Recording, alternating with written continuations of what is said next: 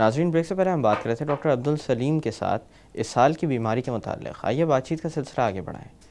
Doctor صاحب، جیسے کہ بات ہو رہی تھی ان بچوں کو مینیج کرنے کے حوالے سے جو کہ دستوں میں مبتلا ہو جاتے ہیں.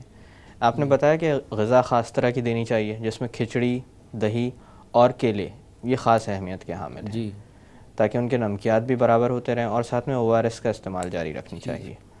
ڈاکٹر صاحب، آج کل زنک کی بھی کافی بات ہو رہی ہے. زنک کس حیثیت کا حامل ہے اور کیا فائدہ ہوتا ہے بچوں کو زنک دینے سے، خاص کر اس بیماری میں؟ یہ ابھی کچھ ریسرچ ہوئی تھی. WHO جو ورلڈ ہیلتھ آرگنائزیشن ہے نا، وہاں کچھ وقت پہلے بھی ہوئی تھی اور دوبارہ بھی ریسرچ ہوئی ہے.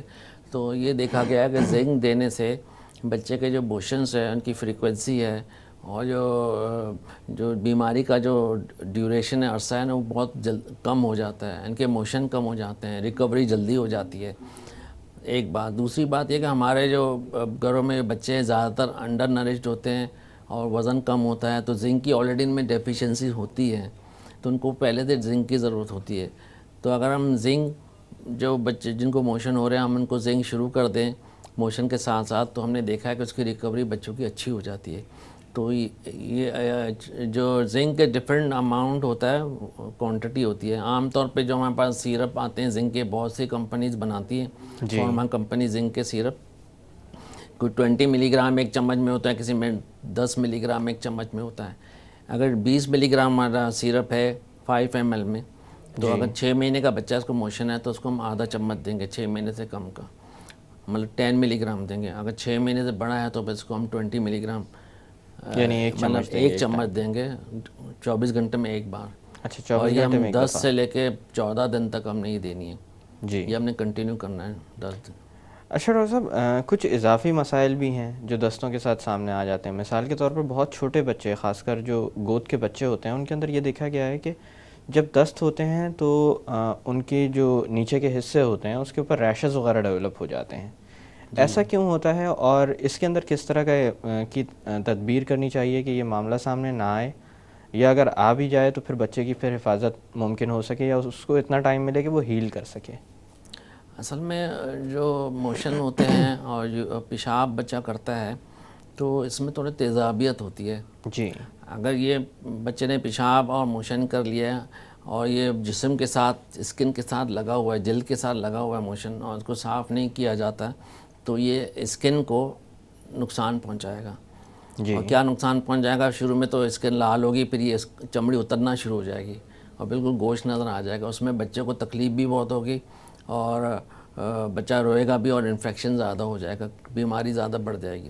ہمارے ہاں سیلف میڈیکیشن بھی ایک بہت بڑا مسئلہ ہے. اکثر لوگ وہ دوائیں دے دیتے ہیں جو، جیسے آپ نے پڑوسی کے بچے کی مثال دی تھی، کبھی کبھی ایسا بھی ہوتا ہے کہ یہ بیماری ہوئی ہے، فلانی دوا دے دو. تو ایک تو میں آپ سے یہ پوچھنا چاہوں گا کہ اینٹی بائیوٹکس کا کوئی رول ہے دستوں کی بیماری میں، کوئی خاص رول کہ اینٹی بائیوٹکس سے کوئی فائدہ ہوتا ہو، یا جیسے کہ اکثر والدین دوا اپنے طور پر شروع کروا دیتے ہیں، کیا یہ نقصان دہ بھی ثابت ہو سکتا ہے؟ سیلف میڈیکیشن کی بات جو کی ہے نا، زیادہ تر سیلف میڈیکیشن وہ فیملیز، وہ پیرنٹس کرتے ہیں جو پہلے بچے کو ڈاکٹر کے پاس لے گئے ہیں اور انہوں نے کوئی کسی بیماری کی وجہ سے، اور انہوں نے ڈاکٹر نے کوئی دوائی دی اور بچہ بہتر ہو گیا ہے، ٹھیک ہے. پھر وہ بچہ بیمار ہو گیا تو انہوں نے کہا کہ بیماری تو وہی لگ رہی ہے، علامات وہی ہے، تو ہم وہی دوائی کیوں نہ دے دیں. جی. تو ان کو تھوڑا سا اس وجہ سے ان کو تو تجربہ ہوتا ہے کہ سیم چیز، وہی دوائیاں ہم دوبارہ استعمال کر رہے ہیں. لیکن لازمی نہیں ہے کہ وہ بیماری وہی ہو، کیونکہ ڈاکٹر کے پاس تو وہ گئے نہیں ہے نا. تو سیلف میڈیکیشن بالکل نہیں کرنی چاہیے، کیونکہ اس سے نقصانات بھی ہوتے ہیں اور ہمیں پیرنٹس کو معلوم ہی نہیں ہے کہ اصل کو جو اگر بخار ہے، اگر بچہ بیمار ہے تو کس وجہ سے بیمار ہے. یہ ڈائگنوسس جو ہے وہ تو ڈاکٹر کرے گا نا. جی. تو ڈاکٹر پہ ان کا علاج بھی تجویز کرے گا، بھی یہ کرنا چاہیے. کبھی کبھی جیسے اگر رات کے بہت آڈ آورس ہیں، رات کے 2-3 بجے ہیں، ڈاکٹر اویلیبل نہیں ہے، جانا بڑا مشکل ہے، بچوں کو بخار ہو رہا ہے، تو پھر آپ جو بخار کی ایک دو دوائی ہے وہ آپ دے دیں، وہ پیرنٹ دے دیں. صبح کو پھر آپ جا کے ڈاکٹر کو دکھائیں. یا رات کو موشن ہو رہے ہیں، کچھ نہیں کر سکتے، تو ORS پلا دیں، صبح میں جا کے کلینک میں ڈاکٹر کو دکھائیں تاکہ ان سے صحیح مشورہ لیں. تو اور دوسری بات ہے کہ آپ نے اینٹی بائیوٹک کی بات کی تھی، تو اینٹی بائیوٹک کے نقصانات بھی ہیں، فائدے بھی ہیں. اگر صحیح بیماری کے لیے صحیح ڈوز میں اگر دی جائے تو اس کا فائدہ ہوگا. لیکن اگر وہی دوائی کم ڈوز میں دی جائے یا زیادہ خوراک دی جائے تو وہ نقصان دہ ہے. کم ڈوز میں دیں گے تو بچہ صحیح نہیں ہوگا. تو یہ فیصلہ تو ڈاکٹر کرے گا نا کہ اس بیماری میں ہم نے دوائی دینی چاہیے اینٹی بائیوٹک کہ نہیں دینی چاہیے. موشن کی جو بیماریاں ہیں اس میں جیسے وائرس، روٹا وائرس میں نے پہلے ذکر کیا، روٹا وائرس میں کوئی ضرورت نہیں کسی اینٹی بائیوٹک کی. یہ سیلف لمیٹنگ ہے، خود ہی ٹھیک ہو جائے گا. صرف وہ اپنے ٹائم پیریڈ پورا کرے گا، اس کے بعد وائرس خود ہی صحیح ہو جائے گا. آپ نے صرف اس کو او آر ایس دینا ہے، کھانا پینا صحیح دینا ہے، صفائی کا خیال رکھنا ہے، او آر ایس دینا ہے، بچہ خود ہی اپنے ٹائم پہ صحیح ہو جائے گا. لیکن اگر موشن میں بلڈ آ رہا ہے، بہت زیادہ ٹیمپریچر ہے، خون آ رہا ہے، تو اس میں پھر اینٹی بائیوٹک کی ضرورت ہے. تو وہ بھی ڈاکٹر جو تجویز کرے گا بیماری کے لحاظ سے وہ دینے کی ضرورت، وہ ہم دے سکتے ہیں.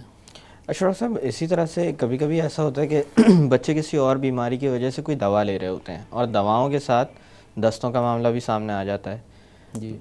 تو میں نے اکثر بیشتر یہ دیکھا ہے کہ اینٹی بائیوٹکس کے ساتھ یہ معاملہ بڑوں میں بھی ہوتا ہے کہ بڑے اگر کوئی اینٹی بائیوٹکس لے رہے ہوں یا ہیوی ڈوز میں لے رہے ہوں یا ایک سے زائد لے رہے ہوں تو ان کے اندر سٹولز شروع ہو جاتے ہیں یا لوز موشنز ہونے لگتے ہیں.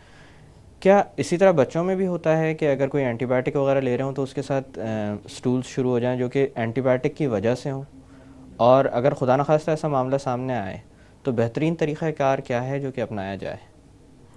اصل میں جو دستوں کی بیماری ہے نا، ایک تو یہ کہ آنتوں کی بیماری ہے، آنتیں خراب ہو گئیں، اس میں انفیکشن ہو گیا تو موشن ہوتے ہیں. ایک وجہ یہ جو عام دستوں کی بیماری میں ہوتا ہے. دوسرا یہ کہ اگر بچے کو ملیریا ہو جائے، ٹائیفائڈ ہو جائے، اس میں بھی جلاب ہو جاتے ہیں. جی. اس میں مین بیماری تو ٹائیفائڈ کی ہے نا، اس سے ہو گیا، چاہے انفیکشن ہے یا کسی وجہ سے کوئی اور بیماری ہے، بچہ بیمار ہے جو دستوں کی بیماری نہیں ہے لیکن اس کے سائیڈ افیکٹ جہاں اس کا افیکٹ ہوتا ہے کہ اس کے نمونیا میں، جہاں ملیریا میں بچوں کو دست لگ جاتے ہیں. تو اگر ہم اصل بیماری جیسے ملیریا، ٹائیفائڈ ہے، اس کو ہم ٹریٹ کریں گے تو موشن خود ہی صحیح ہو جائیں گے. جی. تو اس میں پھر ہم جو بھی مین جو ڈرگ ہے وہ ٹائیفائڈ کی ہم دوائی دیں گے. اگر بچہ اس پہ ٹائیفائڈ میں بہتر ہو جائے گا تو اس کا بخار بھی ٹھیک ہو جائے گا اور موشن ہے، الٹیاں وہ بھی ٹھیک ہو جائیں گی. ایک یہ ہوتی ہے. دوسری یہ ہے کہ بات یہ ہے کہ جب بچے جتنے کم عمر کے بچے ہوں گے نا، جیسے 1 سال کے ہیں، کچھ مہینوں کے بچے ہیں، 6 مہینے کے ہیں، جب 1-2 مہینے کا بچہ ہے ان کو موشن ہو رہے ہیں، ہم ان کو اگر اینٹی بائیوٹک زیادہ تر ہمارے پاس جو آتی ہیں ہم اویلیبل جو ہم بچوں کو پینے کے لیے دیتے ہیں وہ پاؤڈر سیرپ ہوتے ہیں. جی. ہم پاؤڈر میں پانی مکس کر کے ہم ان کو، ماں کو بولتے ہیں اتنے چمچ دیں، آدھا چمچ دیں، یا ڈراپر کی صورت میں ہوتے ہیں تو ہم کہیں گے اتنے ڈراپر دے دیں یا آدھا ڈراپر دیں. جہاں سرنج ہوتی ہے تو اتنے سے ہم اس سے پلا دیں، اتنی دوائی اس کو پلانی ہے. لیکن اگر پاؤڈر سیرپ ہم بچے کو دیتے ہیں تو اس میں امکان ہے کہ موشن زیادہ ہو جائیں گے اور دینی بھی لازمی ہے. تو پھر ہم ان کو انجیکشن کے فارم میں دیتے ہیں ان کو. پھر اگر ہمیں یہ ہوتا ہے کہ بچے کو موشن اس دوائی سے اورل اگر پینے سے موشن ہو جائیں گے یا زیادہ ہو جائیں گے تو ہم انجیکشن پہ ڈال دیتے ہیں، تو اس سے بھی بچے بہتر ہو جاتے ہیں. ڈاکٹر صاحب یہاں پہ تھوڑی دیر کے لیے باتوں کا سلسلہ روکتے ہیں. ناظرین، وقت ہو ایک چھوٹی سی کمرشل بریک کا. بریک سے واپس آ کر اسہال کی بیماری کے متعلق مزید بات کی جائے گی. Stay with us.